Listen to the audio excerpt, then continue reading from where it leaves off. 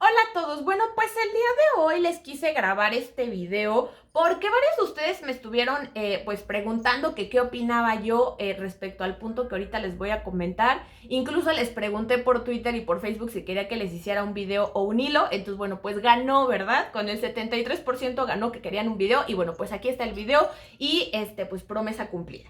Bien. Pues les cuento rápidamente que el pasado 23 de octubre de 2020, es decir, el viernes, amanecimos todos con una noticia en el Diario Oficial de la Federación en la que, bueno, pues la mayoría del gremio del derecho, ¿verdad? Los abogados, los penalistas y la ciudadanía en general, pues estaban un poco preocupados por este acuerdo publicado en el Diario Oficial de la Federación. En particular me estoy refiriendo al acuerdo emitido por el comisario general de la Guardia Nacional, es decir, el comisario Luis Rodríguez Bucio. Este acuerdo se denomina acuerdo por el cual se asigna a la Dirección General de Seguridad Procesal de la Unidad de Órganos Especializados por Competencia de la Guardia Nacional las funciones de autoridad y supervisión de medidas cautelares. ¿Qué significa todo esto? Que todo mundo, pues estábamos muy preocupados y me incluyo, pero bueno, pues me puse a investigar un poco al respecto y bueno, es lo que quiero compartirles el día de hoy. Antes de entrar al tema, quiero dejar claro un punto para de ahí poder partir. Punto número 1. ¿Qué son las medidas cautelares? Las medidas cautelares son instrumentos procesales que tienen diversas finalidades. Bueno, pues la primera de ellas es asegurar la presencia del imputado, garantizar la seguridad de la víctima, de los testigos de la comunidad y evitar la obstaculización del procedimiento. Ahora, precisamente como estas medidas cautelares se imponen por una orden jurisdiccional, es decir, un juez las ordena, las impone y únicamente son por el tiempo pues necesario, indispensable, surge la necesidad de tener una unidad o una autoridad, digámoslo así, que supervise el cumplimiento, primero la aplicación y el cumplimiento de estas medidas cautelares, porque evidentemente que el juzgador pues no va a poder ir a ver si el imputado cumplió con las medidas cautelares que le impuso. Entonces, para esto se crea la Unidad Supervisora de Medidas Cautelares. Ahora, como verán ustedes, el título precisamente de nuestro video es La UMECA en manos de la Guardia Nacional. Las UMECAs son las Unidades Supervisoras de Medidas Cautelares. Quiero que quede claro aquí dos puntos. Uno, la UMECA tenemos una federal y tenemos a nivel local. Ahora, cuando se crea la UMECA federal, que es la Unidad Supervisora de Medidas Cautelares, se crea bajo el acuerdo de la publicación, se realiza el 19 de julio de 2017. Precisamente esta UMECA o esta Unidad Supervisora de Medidas Cautelares a nivel federal, bueno, pues nace en el seno de la entonces Policía Federal. ¿Sí me van siguiendo hasta aquí? Entonces la federal, la UMECA federal, la Unidad Supervisora de Medidas Cautelares y suspensión condicional del proceso, se crea a nivel federal adentro o en el seno de la entonces Policía Federal y se crea mediante un acuerdo, ¿ok? Ahora, a nivel local o a nivel estatal, cada entidad federativa crea su propia unidad que para los estados, digamos, en el caso de Ciudad de México, nosotros le denominamos USMECA, con S, USMECA. Y en materia federal es UMECA. Entonces, en Ciudad de México, esta unidad, en lugar de depender, digamos, de la policía, depende del Poder Judicial, es decir, del Tribunal Superior de Justicia de la Ciudad de México o del Poder Judicial de la Ciudad de México. En algunos estados dependen de sus secretarías de seguridad ciudadana o de seguridad pública. Entonces, bueno, nada más aquí para que quede claro este punto. A nivel federal pertenecía o se crea dentro del seno de la Policía Federal. Y a nivel estatal, algunos, como en el caso de Ciudad de México, del Poder Judicial o bien de algunas entidades que pertenecen a su Secretaría de Seguridad Pública o Ciudadana, ¿ok? Bueno, con este entendido, que ya sabemos para, pues digamos, qué significa esta palabra de UMECA o USMECAS, bueno, pues quiero ahora mencionarles lo siguiente. Esta unidad esta UMECA o las USMECAS, tienen fundamento en el Código Nacional de Procedimientos Penales en el artículo 176 y también se hace referencia a las mismas en el artículo 146 del Código Nacional. Pero bueno, Quiero que nos enfoquemos un poco respecto al artículo 146 del Código, 176, perdón, del Código Nacional de Procedimientos Penales, que ustedes pueden consultar con calma. Y bueno, pues prácticamente, o la finalidad de estas medidas, de estas USMECAS, ¿cuál es? Son dos, básicamente. En realidad tienen otras finalidades, pero las principales son dos que quiero que queden para efectos didácticos. Punto número 1 es realizar la evaluación del riesgo procesal que representa el imputado. Y punto número 2, hacer la supervisión, ya sea de medidas cautelares o de la suspensión condicional del proceso. Entonces, tiene dos finalidades principales: realizar la evaluación de riesgos procesales y dos, realizar la supervisión tanto de las medidas cautelares, del debido cumplimiento de estas medidas cautelares y bueno, pues de la suspensión condicional del proceso, que recuerden que eso, bueno, si tienen dudas de qué es una suspensión, váyanse por favor al artículo 191 del Código Nacional de Procedimientos Penales. Pero bueno, regresemos y retomemos el punto. ¿Cuándo se crea la UMECA federal? Si ustedes quieren saber en las entidades federativas, pues pueden ir directamente a cada gaceta, a cada diario a cada gaceta parlamentaria o diario de las entidades federativas, y ahí podremos ubicar cuándo se crea una. Pero bueno, la UMECA federal, que es la que estamos estudiando el día de hoy, se crea mediante acuerdo el 19 de julio del 2017 en el seno de la Policía Federal. El entonces comisionado de la Policía Federal emite un acuerdo que se denominó el acuerdo por el que se crea la Unidad de Supervisión de Medidas Cautelares y Suspensión Condicional del Proceso, ¿ok? Pues bueno. ¿Y qué es lo que ocurre? Bueno, pues vamos a recordar que la Policía Federal en aquel entonces, la entonces ahora extinta Policía Federal, era un órgano desconcentrado de la Secretaría de Gobernación, de la SEGOV.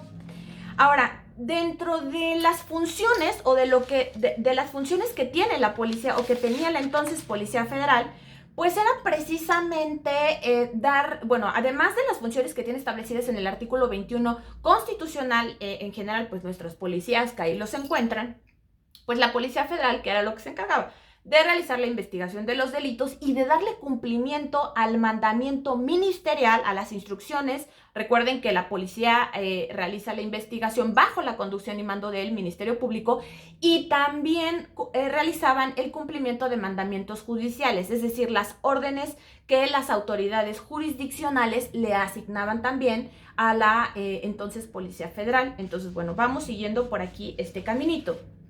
Cuando se crea la UMECA, en este acuerdo que les platico del 19 de julio del 2017, este acuerdo, si ustedes gustan revisarlo, que les voy a dejar los links abajo para que vayan a leer cada uno de estos acuerdos, esta unidad, esta UMECA federal, se crea como un apoyo al entonces Comisionado Nacional de Seguridad, a la Comisión Nacional de Seguridad, ¿ok? Entonces, bueno, ahora, ¿cómo se integra esta UMECA? Evidentemente que era una UMECA que está en el seno de la Policía Federal, pues los integrantes son personal de la policía, de la entonces Policía Federal. Lo que me cuentan un poco respecto a la creación de esta UMECA en materia federal es que precisamente las personas que integraron que integran, o bueno, en su momento integraron esa área dentro de la Policía Federal, pues recibieron capacitación en diversos rubros: derechos humanos, sistema acusatorio, recibieron talleres para poder elaborar informes de riesgo procesal. Entonces, bueno, evidentemente y de manera independiente a la naturaleza jurídica de las personas que integraban esta UMECA federal dentro de la Policía Federal, recibieron capacitación precisamente en sistema acusatorio, en derechos humanos y en la elaboración de talleres de riesgo procesal. Es decir, estos evaluadores de riesgo procesal que están en esta UMECA dependiente de la Policía Federal estaban capacitados precisamente para emitir estos, bueno, obviamente se hacen esfuerzos para darles una debida capacitación y emitir estos informes independientemente de que dependieran directamente de la Policía Federal. Lo mismo ocurre en la USMECA, en Ciudad de México, digamos así, que los evaluadores de riesgo que forman parte de la misma en Ciudad de México, pues evidentemente que dependen del Tribunal Superior de Justicia, y el tribunal pues les da la capacitación para que puedan emitir sus informes de riesgo procesal y bueno, pues todas las intervenciones que se les solicita. Ahora, ¿cómo realizan sus informes procesales nuestros evaluadores de riesgo? Primero lo que hacen es que consultan las carpetas de investigación. Quiero comentarles que precisamente surge un acuerdo, una reunión para que se trate de homologar, es decir, para que todos los evaluadores de riesgo del país realicen su informe o su intervención precisamente tratando de homologar, es decir, que no diste mucho un informe de riesgo procesal a nivel federal a uno a nivel local. Entonces, surgen esfuerzos precisamente para tratar de homologar o, digamos, mejorar o realizar o difundir las buenas prácticas para que estos informes que rinden los evaluadores de riesgo de las UMECAS o de las USMECAS sirva para el proceso. Entonces, ¿cómo realizan estos informes nuestros evaluadores de riesgo? Bueno, primero consultan las carpetas de investigación, se entrevistan con el imputado, con la persona sujeta a evaluación, y corroboran esta información que ellos les dan en diversas fuentes. ¿Para qué? Para corroborar precisamente la veracidad de la información que está proporcionando el sujeto entrevistado o bien pues el imputado. Entonces pues obviamente se van a diversas fuentes, revisan el CURP, pues ubican el domicilio que refiere, hacen una visita. Bueno, entonces derivado de todo esto surge un informe que es el que entregan a las partes. Ahora, vamos a hablar precisamente respecto a este informe de estas USMECAS o de las UMECAS, en este caso de la UMECA Federal. Al final, recordemos que tienen dos finalidades. Una, que es realizar la evaluación del riesgo, y dos, la supervisión tanto del cumplimiento de la medida cautelar como de las condiciones en caso de una suspensión condicional del proceso. Ahora, ¿qué es lo que hacen los evaluadores? Emiten un informe, que es este documento, ¿verdad? Este documento es el resultado de su trabajo. Y este informe tiene varios mitos, que creo que esta es la oportunidad perfecta para aclararlos. Ahora, el informe que rinden los evaluadores de riesgo nos sirve, primero, se lo entregan a las partes. Es una información útil para las partes procesales, es decir, tanto para la defensa como para el juzgador, como para la fiscalía y el asesor jurídico. Cuando hacen estos informes de riesgo procesal, se le entregan, generalmente los mandan por correo electrónico, pero bueno, se los mandan a cada una de las partes para que las partes que vamos a las audiencias tengamos información útil para el debate de las medidas cautelares, pensando en la primera función que tiene esta unidad supervisora respecto a la evaluación de riesgo procesal.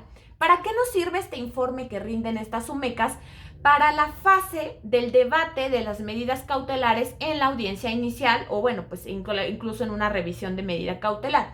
Entonces, este informe que rinden estas UMECAS nos sirve porque es información útil, que es este informe para el debate, que le sirve a las partes para el debate de las medidas cautelares. Ahora, aquí lo que hay que romper este mito que surge es que, bueno, que generalmente las personas piensan o se cree, incluso algunos abogados creen que, bueno, pues si el informe dice que su representado o que el imputado en este caso tiene un riesgo procesal alto, en consecuencia su medida cautelar será una prisión preventiva. Ahora, aquí el punto es que esto no ocurre así.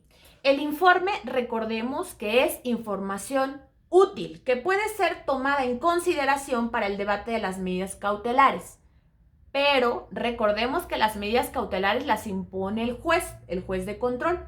Y el juez de control, derivada de la información que le aporten las partes, es decir, este informe de riesgo procesal de la UMECA, que se tiene por entendido que es una unidad, digamos, imparcial, que realiza, pues, con el presupuesto que tiene, con el personal que tiene, pues, realizan este informe, y con este informe, pues, bueno, sirve de referencia, podríamos verlo así.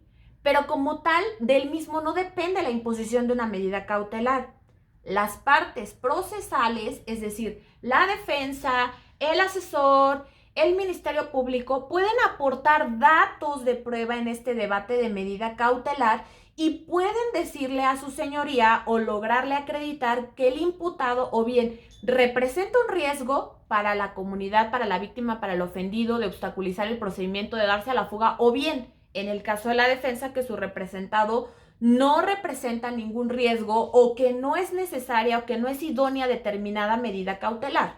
Entonces, este informe que les decía que realizan estos evaluadores de riesgo únicamente es información útil para las partes al momento de realizar el debate de medidas cautelares. Espero que quede esto claro.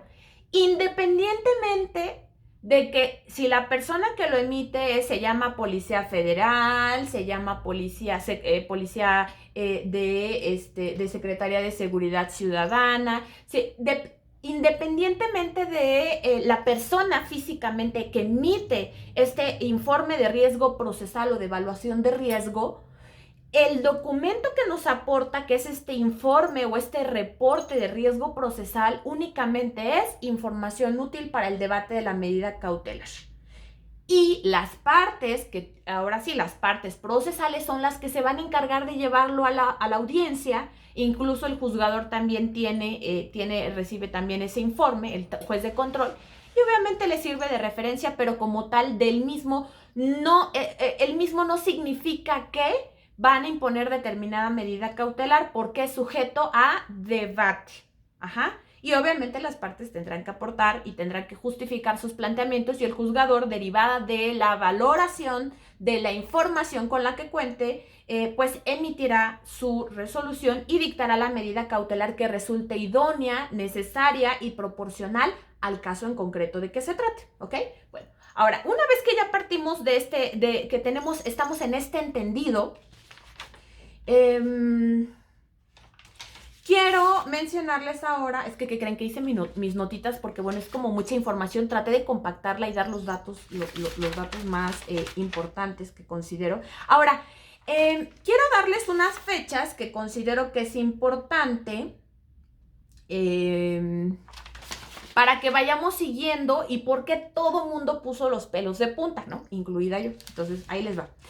A ver, rápidamente, van las fechas en orden, si pueden hacer un checklist para que vayan ahí por ahí apuntando y luego las van palomeando. Voy a procurar dejarles los links abajo para que puedan consultarlos. Bien, el 18 de junio de 2008 se publica la reforma en el Diario Oficial de la Federación, conocida como la Reforma en Materia de Seguridad y Justicia, que instaura el sistema de justicia acusatoria. Bien, segunda fecha, 19 de julio del 2017 se crea la UMECA Federal, dependiente de la Policía Federal. ¿Ok? 26 de marzo del 2019 se publican las reformas constitucionales en materia de Guardia Nacional. Entonces, es 26 de marzo del 2019, son las reformas constitucionales en materia de Guardia Nacional. En esta reforma, publicada en el Diario Oficial de la Federación en las fechas que les estoy diciendo, en el artículo 21 constitucional derivada de esta reforma del 26 de marzo del 2019, se establece que la Guardia Nacional será de carácter civil, disciplinado y profesional. Ahora, precisamente tenemos un artículo segundo transitorio más adelante que ahorita les voy a mencionar, pero bueno, vámonos ahora. Siguiente fecha. El 27 de mayo del 2019 se crea la Ley de la Guardia Nacional, ¿ok? Entonces, precisamente en el segundo transitorio es donde se establece que la Guardia Nacional se va a integrar por Policía Federal, Policía Militar y Policía Naval. Esto en el segundo transitorio. Entonces, derivado de estas publicaciones, tanto de la reforma constitucional en materia de Guardia Nacional como de la Ley de Guardia Nacional, aquí vamos a hacer un alto. ¿Qué pasó aquí? Comienza a haber una transferencia, así se le llama, transferencia de elementos de la Policía Federal para conformar la Guardia Nacional. Entonces, para conformar o para crear esta Guardia Nacional, se transfieren elementos de la Policía Federal para integrar la Guardia Nacional.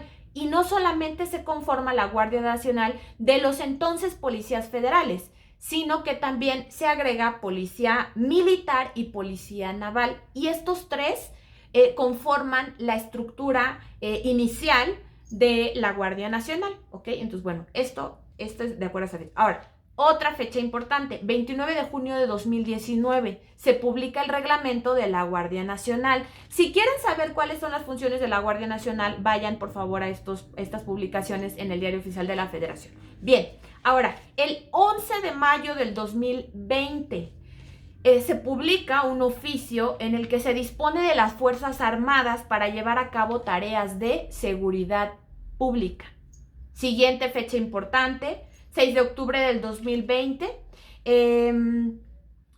se publica en un oficio, el del 11 de mayo del 2020 es un acuerdo, y el del 6 de octubre del 2020 es un oficio mediante el cual la SEDENA, la Secretaría de la Defensa Nacional, asume el control operativo de la Guardia Nacional. Fíjense cómo vamos. Creamos la Guardia Nacional, en consecuencia se transfieren los elementos, después de que se transfieren los elementos se dispone de las Fuerzas Armadas para realizar tareas de seguridad pública y después de esto, ¿qué pasa?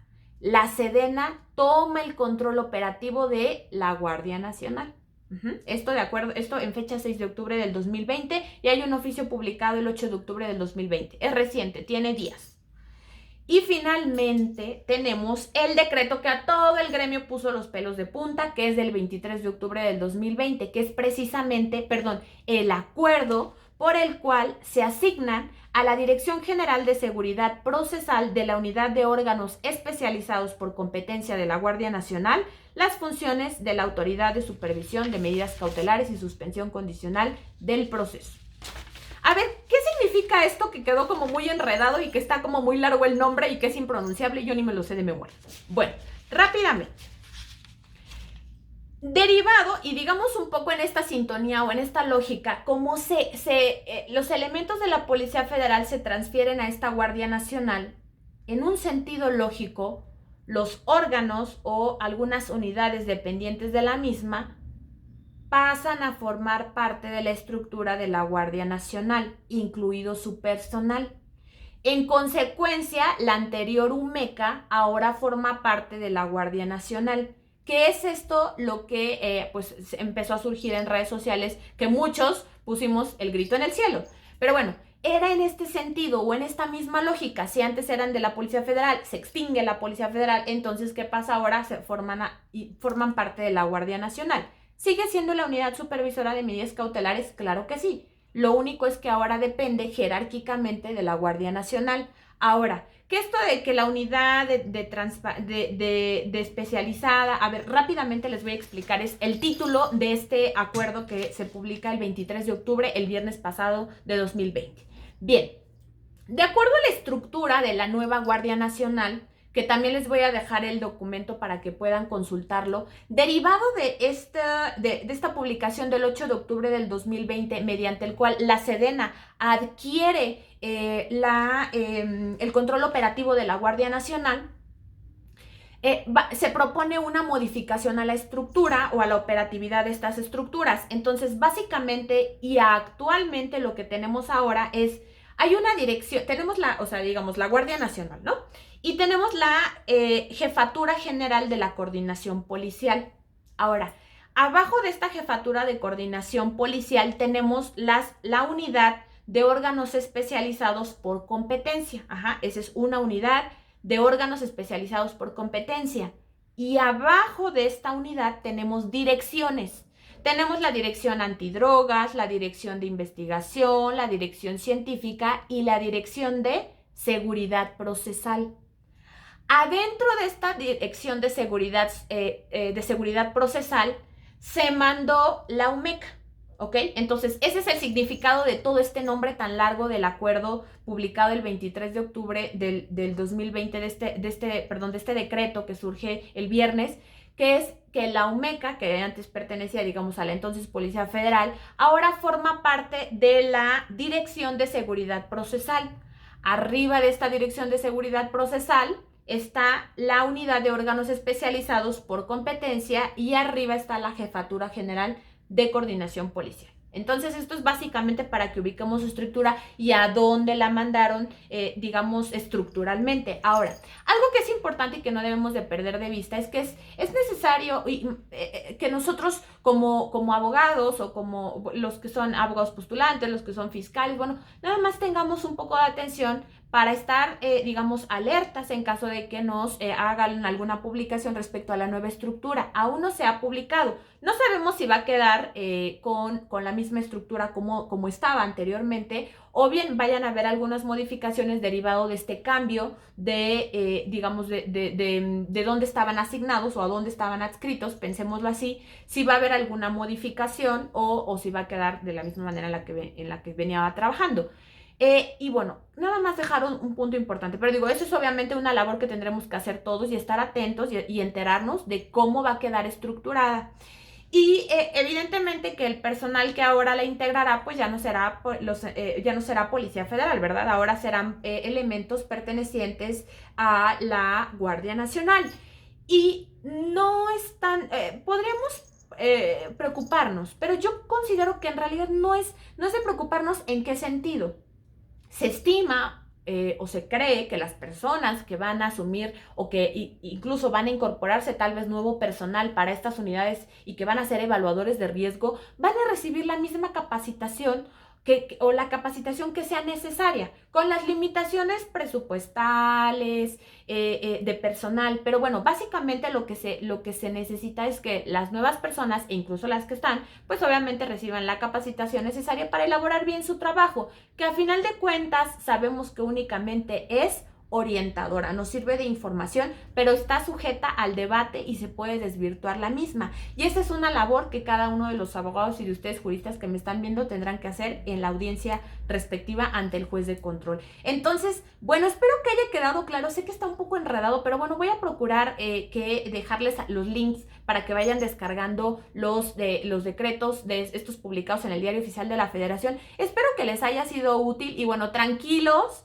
Ahora sí que no entren en pánico, porque todos, incluida yo, la verdad es que estaba muy preocupada, pero bueno, pues me puse a investigar un poco y en realidad lo que tenemos que hacer es labor de investigación como partes procesales también para tomar en consideración este informe, pero bueno, pues recordemos que es de orientación, que se puede desvirtuar el mismo y que bueno, pues del mismo no deriva que se imponga o no determinada medida cautelar, únicamente nos sirve de base o de referencia también al juzgador, pero al final de cuentas es labor de cada una de las partes lograr pues acreditar sus proposiciones fácticas, sus peticiones, sus planteamientos ante el juzgador respectivo. Entonces, bueno, les dejo este video. Muchas gracias a todos. Espero que tengan un muy buen día. No olviden suscribirse a mi canal aquí en YouTube. Voy a seguir subiendo más videos y acuérdense que los viernes tenemos, ahorita lo estamos haciendo las transmisiones cada 15 días. Tenemos las charlas jurídicas en el fanpage de Facebook. Entonces, bueno, me encuentran en Twitter, @Angela_Frias denme por allá follow. Me encuentran también en el fanpage Abogada Ángela Frías. Y bueno, pues en mi canal de YouTube aquí, no olviden suscribirse, darle por ahí clic a la campanita para que, bueno, pues reciban todas las notificaciones. Y bueno, pues yo los veo muy pronto y los espero este próximo viernes en mi charla jurídica, que voy a tener una invitadaza de lujo. Entonces, bueno, ya les contaré, ya les publicaré pronto el flyer para que estén atentos y nos acompañen el día viernes a las 8 de la noche. Que tengan muy buen día.